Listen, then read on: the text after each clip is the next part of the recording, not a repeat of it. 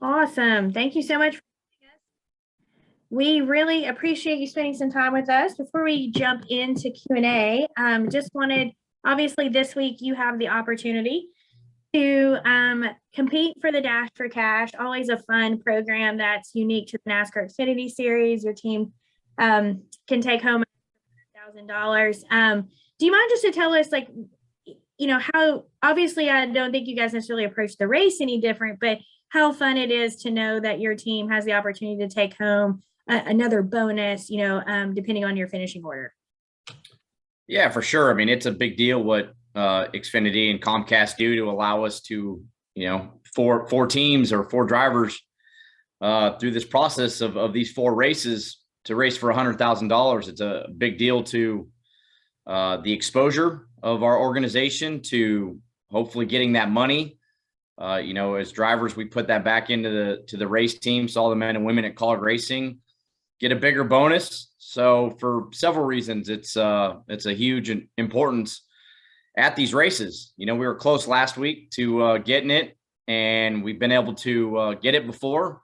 I think College Racing has actually gotten it 3 times. So, that's a lot of money to be able to pour back in the organization, especially for all the people that work at the race shop. And so, it doesn't change how we race the race, but it's definitely something that you look at. Ultimately, we're trying to win the race, but if you know that maybe you don't have the car to win the race, you start looking about the 3 other drivers that you're racing, and it becomes a race in a race kind of. So, you're always kind of looking at those 3 other drivers and where they're running. And at the end of the race, you kind of dictate on if you got a chance to win the race. And if not, then you kind of work your strategy to try to win that $100,000. All right, perfect. Well, we wish you the best of luck with that this weekend. We're going to roll into questions. If you have one for AJ, please raise your hand. We'll get to as many questions as we can. And to kick us off, we're going to go to Marty. And Marty, go ahead with your question. Thanks, AJ. How are you, bud? I'm good, Marty. How you doing, man? Doing good. So I want to reflect back on your comments after the final lap at Cody. We've been seeing recently in these final lap situations, the driver on the opposite end game move, like John Hunter said after Saturday, he thinks he got drove through on the last lap. And you pretty much said after the Cup race that at the end of the day, it doesn't really matter what your opinion is and what happened. I know you were frustrated, but why should we see more drivers like you be chill, have a lot of class when the mics are hot? And is that also as well to avoid negative backlash? Well, at the end of the day, Marty, we all act and react differently. I probably react differently, 10 years ago, quite honestly. But at the end of the day, we have partners and sponsors, and we try to react and act how you want to be perceived on TV. It's in the heat of the moment. It's a tough deal, right? That's what really makes this sport unique. Motorsports in general, and NASCAR with all of the media that we have at the racetrack, it's tough sometimes when you walk out of a situation like that, and immediately you got a TV camera and microphones to try to say the right thing. But what I said was true. It's how I felt. We react, and in that moment you act how you want to act. So but at the end of the day, you put that in the back of your mind and say, okay, you stash that away and when it's needed, and you use it when you have to. So, but it's every person's different. So they all want to react of how they should react. And like I said, it didn't matter if I was mad or not. Ross made the move that he had to make to win the race, and that's how it ended. So Justin has started off the year on the Cup side, 23rd in points, averaging a 19th place finish. The 16 is 29th in the owner's standings. Just we're 1/5 of the way through the schedule. How do you believe Colleague's first full-time run in Cup has been going? I think it's going as you would expect. Justin, unfortunately, hasn't gotten some of the results that he deserves. He could be a lot higher in points. Daytona with the wheel nut issue that caused the suspension of Trent, I think has hurt a little bit for sure, because especially when you're a rookie, kind of a rookie in Cup when it comes to Justin, especially being full-time with a rookie team, your crew chief, you need that time to work together. And albeit, they work at the shop and leading up to the race, but to not have Trent on the box is a big deal.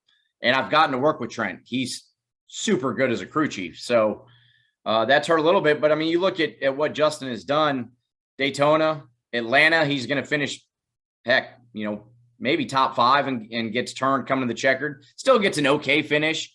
Last week, he was doing a great job of making not really a good day and going to make something out of it. And they had another wheel nut issue where it got stuck on the last pit stop that cost him probably anywhere from 7 to 10 spots. So, a lot of drivers can add that up. But, with college racing, I think you can look at it and say, well, that's kind of a rookie team and how it's going to go.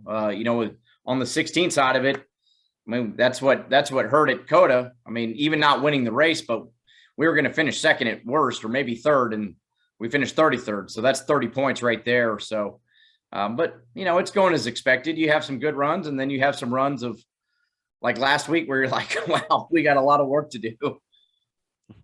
Well, thanks for the time as always, bud. Good luck this weekend. Appreciate it, man. Thank you. All right. Our next question is going to come from Jason Brown. Go ahead, Jason. Thank you, Amanda. Hey, AJ, thank you for your time this morning.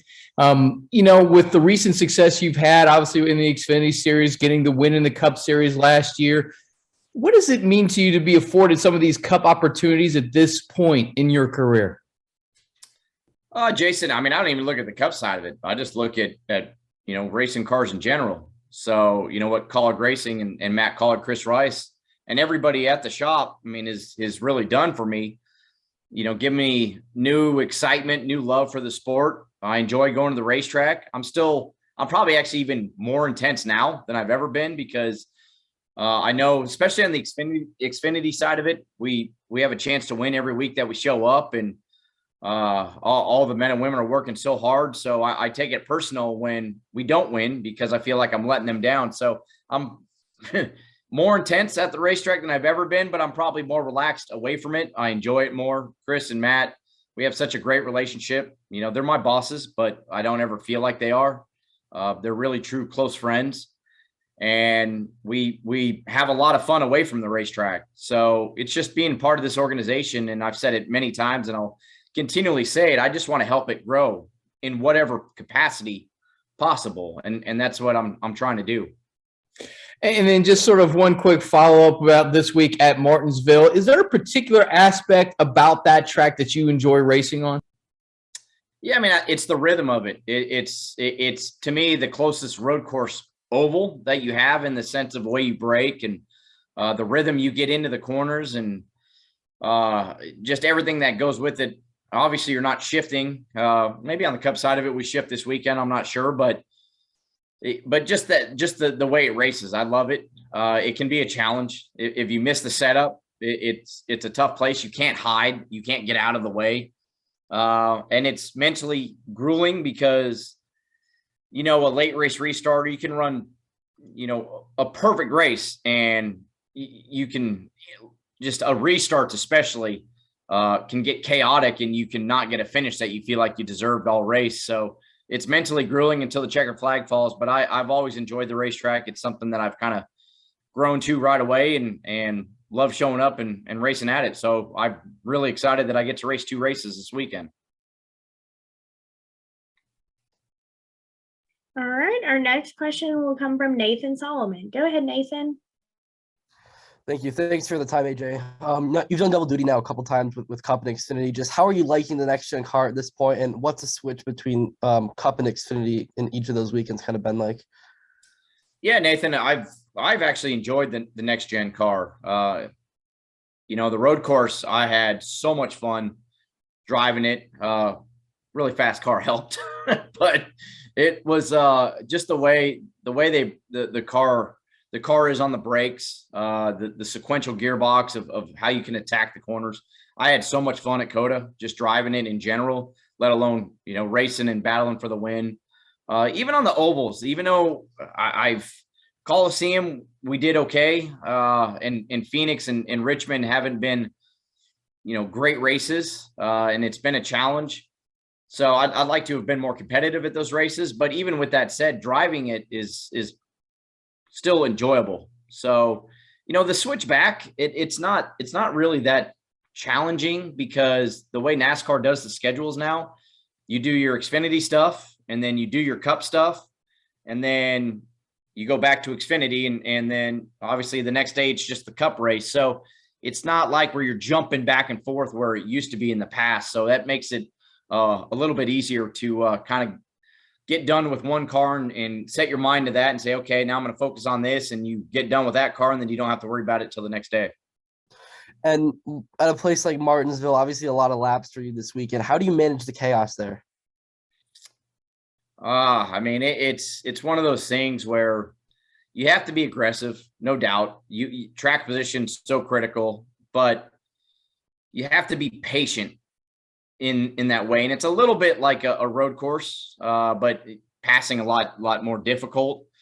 You just got to pick and choose your times of when you can be aggressive. You know, first you have to have a car that has the speed to be aggressive, but you know, if you do, you have to be patient at times. And, you know, if you kind of rough somebody up early in the race, you know, if they get back around you and things like that late in the race, it's going to come back to you. So it's really tough. That's where the mental side of it really comes from, because it's grueling because you're always around cars. You get frustrated real easy. But you just, if you take it out on somebody early in a race, you're going to get it paid back to you. It's such an easy place to have a payback. So, yeah, I mean, it's first things first, you just see how much speed you have in practice. And then you kind of set your mind to that. Can you be on the offensive, or are you going to have to be on the defense all day? And that's kind of changes at least my attitude about how I'm going to run the race. Thank you. Okay, our next question will come from Rob. Go ahead, Rob. Thanks, Amanda. And thanks again for joining us, AJ. A couple of questions for you, kind of piggybacking off of Jason's question. You talked about how you're probably more intense than you are ever in your career, but from the mental health standpoint, like how do you get through that and balance out some of those stresses, first of all? Well, Rob, I'm probably still not great at it. It's I do take it very serious, and I'm sure any Carly or anybody around me sees it at times when it's not going well. I don't hide my emotions. And, you know, it's in the past, it was one of those things where, you know, maybe I thought, okay, that's not the right way to be, but I am who I am. I'm 40 I've talked about it, right? I'm 40. I'm not changing. Like you know, I am like, I always want everybody that works around me to be like, yeah, he's intense, but man, he cares. Like, I do. I care about everybody on a race team. I take, as I said, when we don't run well, I personally take it bad because I feel like, okay, I'm not doing the right things to help us. So, but you know, I think it's a little bit different, especially if winning races now. You know, going out there really having Matt and Chris around me, it allows me to be who I am and not, you know, maybe feel bad about it. And they let me do that. And then we go have fun with it. So I get over it quicker. So it's always a challenge. You know, the mental health side of it's always a challenge. There's good weeks and bad. But, you know, I think it's far better than it has ever been for me. And, but it's always just like driving a race car, working on golf, all that. It's a daily grind that you keep trying to learn from. Absolutely. My last question is, you know, we talked a lot about Martinsville, but I looked at the schedule. You have quite a string of Cup races coming up this summer. So how excited are you to take on these tracks and know that you have a bit of double duty work ahead of you? Yeah, it's you know, the oval side of it, at least on the 16 side of it. I'm not speaking on you know, Jay's side of it. On the 31 side, you know, I feel like we got some work. My dog's jumping in here. That's Zena. Hi. So it's one of those things that, you know, I feel like, you know, I'm learning how to drive the car on the oval. You know, we need to improve. The good thing is, even though the races haven't went well on the ovals, the same characteristics of the car have been there. So we're going to try some new stuff going into Martinsville and see if we can make it better. And then, you know, the road course side of it, especially after COTA, I'm really super pumped to get to some road courses and run the car again, because I think we can have a lot of speed. So, but yeah, it's a first-year Cup team that we're going to keep building. We're going to have our ups and downs, and you know, hopefully I can help us go in the right direction. Absolutely, AJ. Thanks for joining us, and hi to Zena and Mr. Tickles. Thanks, Rob. All right, our next and final question will come from Brendan Carroll. Go ahead, Brendan. Hi, AJ. So, what's the teammate dynamic been like bringing in Daniel Hemrick and Landon Castle this year, knowing that they are really veterans in the sport now? Yeah, Brendan, it's been great, honestly.